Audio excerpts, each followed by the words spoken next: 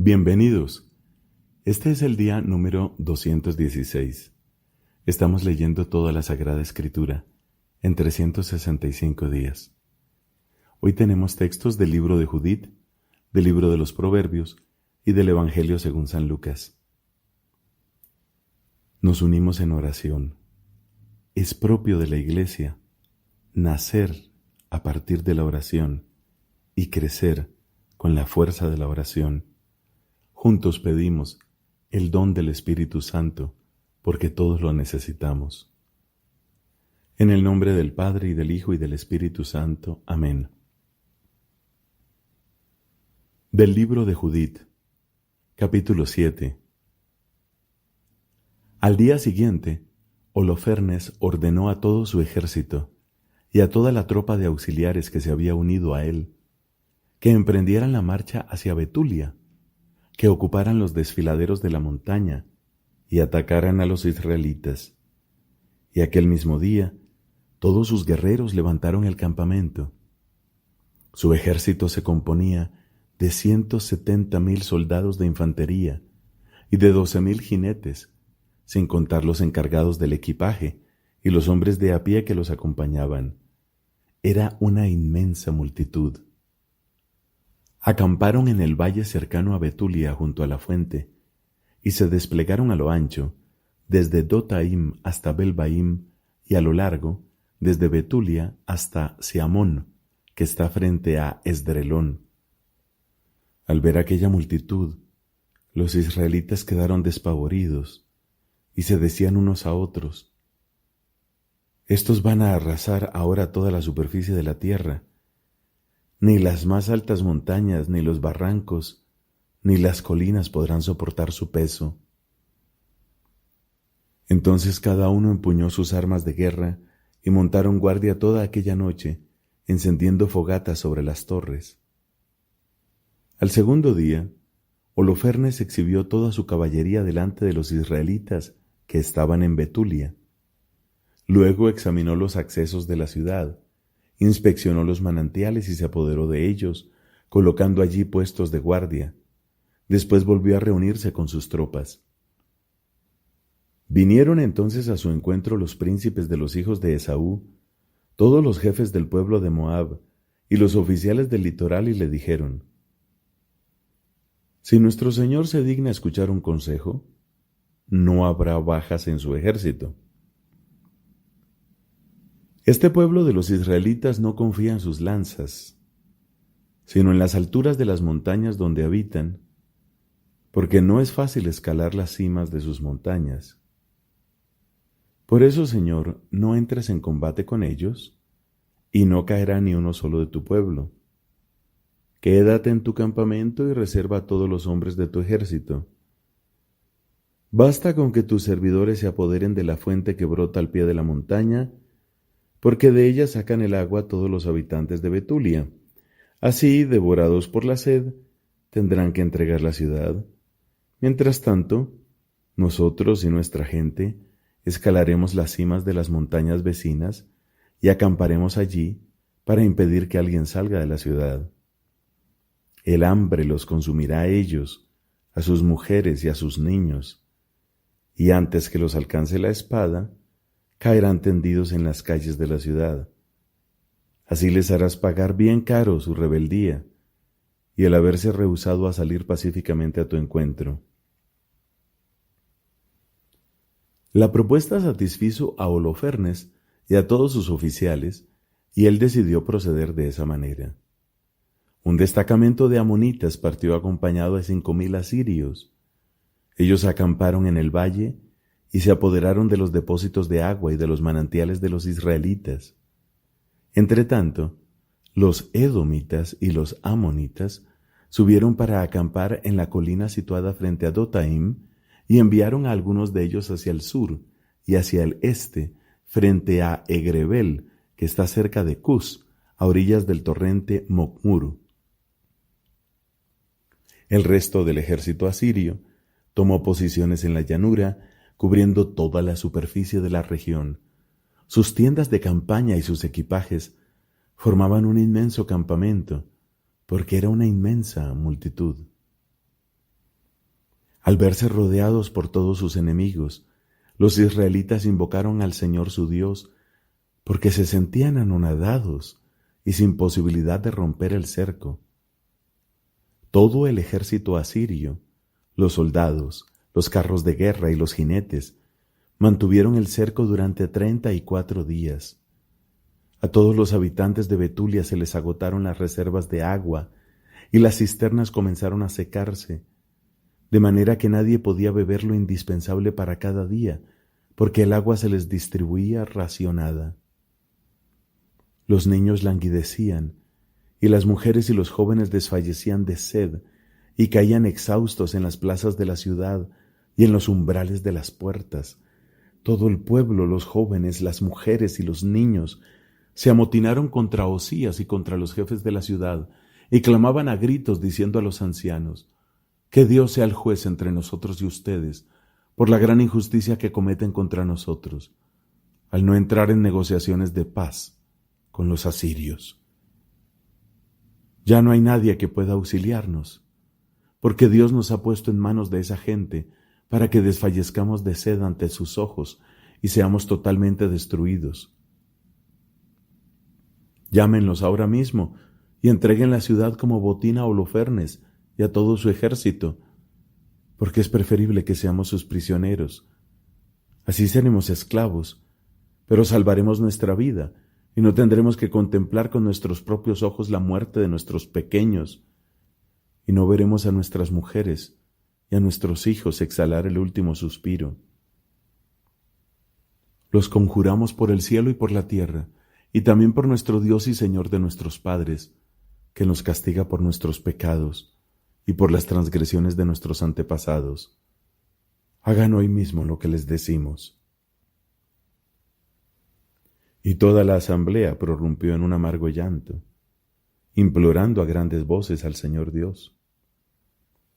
Pero Osías les dijo: «Ánimo, hermanos, resistamos 5 días más.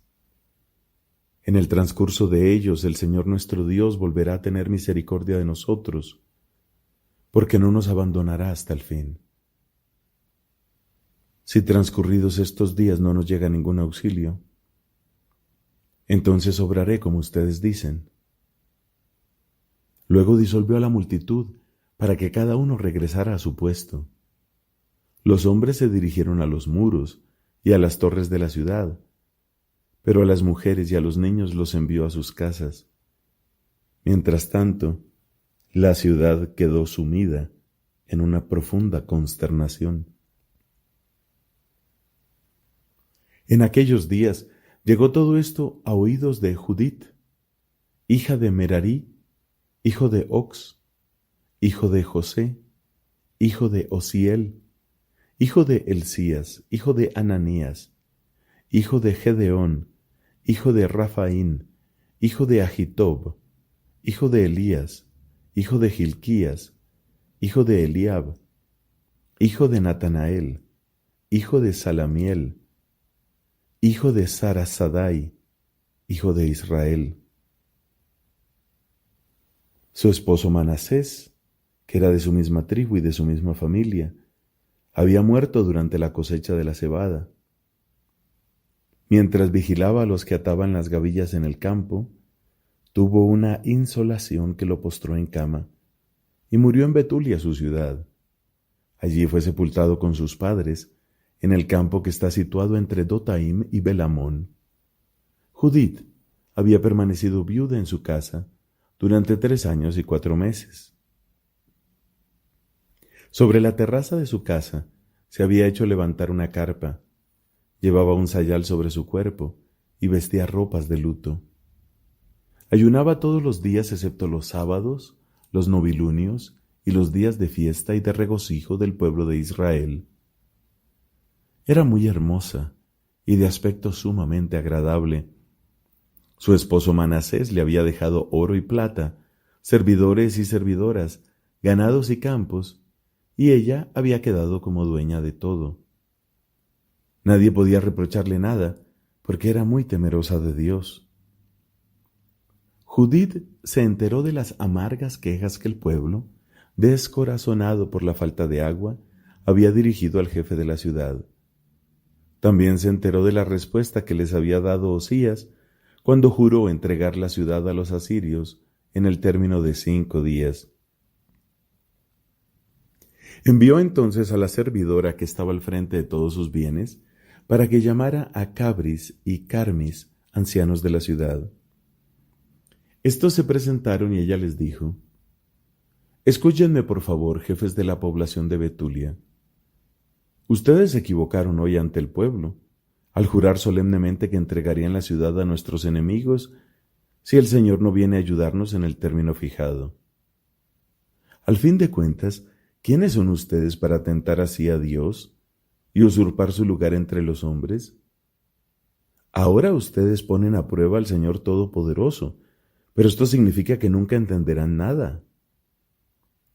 Si ustedes son incapaces de escrutar las profundidades del corazón del hombre y de penetrar los razonamientos de su mente, ¿cómo pretenden sondear a Dios, que ha hecho todas estas cosas, y conocer su pensamiento o comprender sus designios?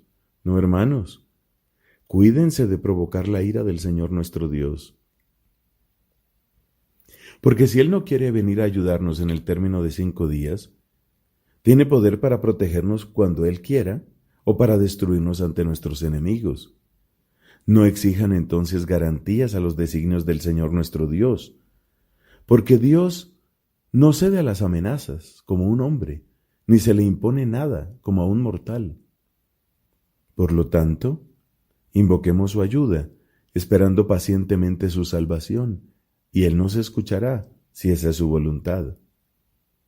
Porque no hay nadie en nuestro tiempo, ni hay entre nosotros en el día de hoy, tribu, ni familia, ni comarca, ni ciudad, que adore dioses fabricados por mano de hombre, como sucedía en los tiempos pasados. A causa de eso, nuestros padres fueron entregados a la espada y a la depredación, y sucumbieron miserablemente delante de nuestros enemigos. Nosotros, en cambio, no reconocemos otro Dios fuera de Él.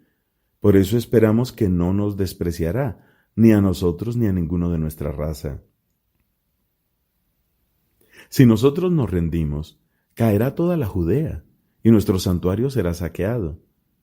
Entonces, tendremos que responder con nuestra propia sangre por esa profanación.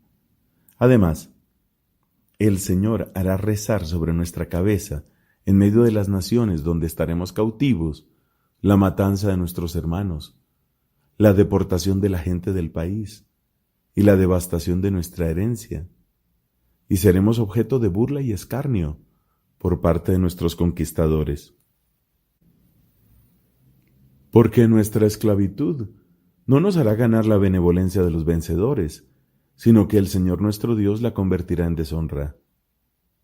Por eso, hermanos, demos un buen ejemplo a nuestros hermanos, ya que su vida depende de nosotros, y lo más sagrado que tenemos, el templo y el altar, también dependen de nosotros.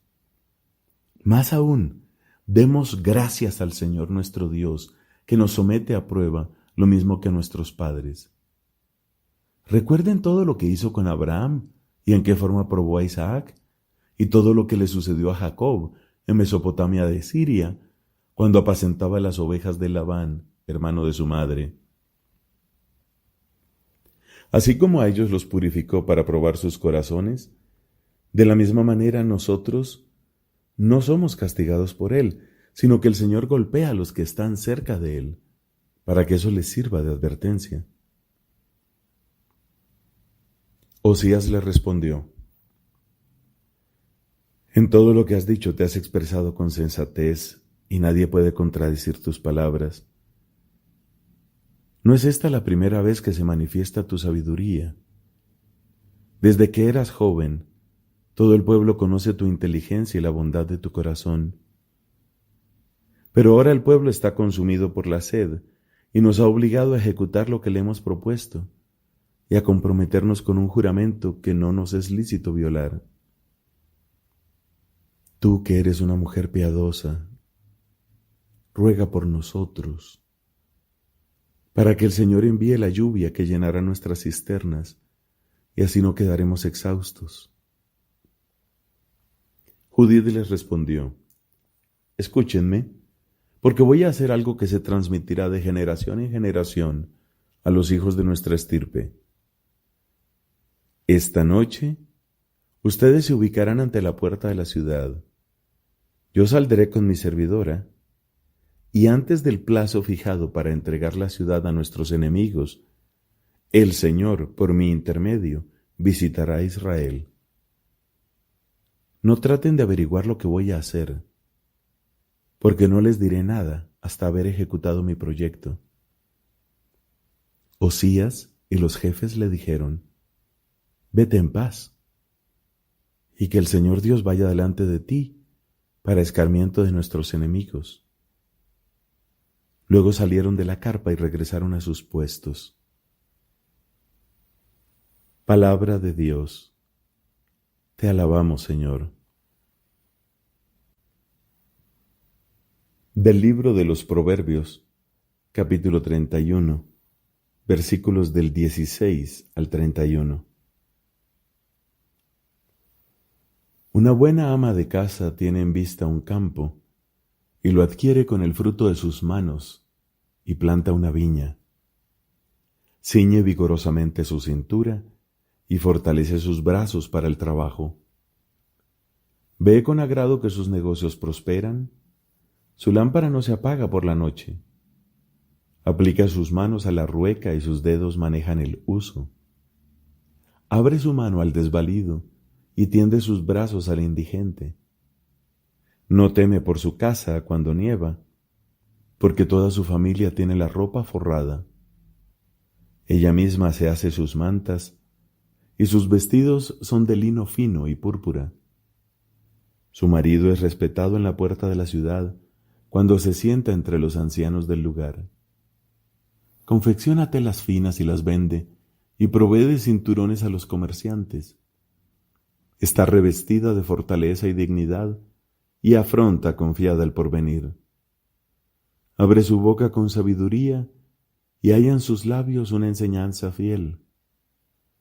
Vigila la marcha de su casa y no come el pan ociosamente. Sus hijos se levantan y la felicitan, y también su marido la elogia. Muchas mujeres han dado pruebas de entereza, pero tú las superas a todas. Engañoso es el encanto y vana la hermosura. La mujer que teme al Señor merece ser alabada. Entréguenle el fruto de sus manos, y que sus obras la alaben públicamente. Palabra de Dios. Te alabamos, Señor. Fin del libro de los Proverbios. Del Evangelio según San Lucas, versículos del 57 al 80. Cuando llegó el tiempo en que Isabel debía ser madre, dio a luz un hijo. Al enterarse sus vecinos y parientes de la gran misericordia con que Dios la había tratado, se alegraban con ella. A los 8 días se reunieron para circuncidar al niño y querían llamarlo Zacarías como su padre. Pero la madre dijo: No, debe llamarse Juan. Ellos le decían: No hay nadie en tu familia que lleve ese nombre. Entonces preguntaron por señas al padre qué nombre quería que le pusieran. Este pidió una pizarra y escribió: Su nombre es Juan. Todos quedaron admirados, y en ese mismo momento Zacarías recuperó el habla y comenzó a alabar a Dios. Este acontecimiento produjo una gran impresión entre la gente de los alrededores y se lo comentaba en toda la región montañosa de Judea. Todos los que se enteraron guardaban este recuerdo en su corazón y se decían: ¿qué llegará a ser este niño? Porque la mano del Señor estaba con él.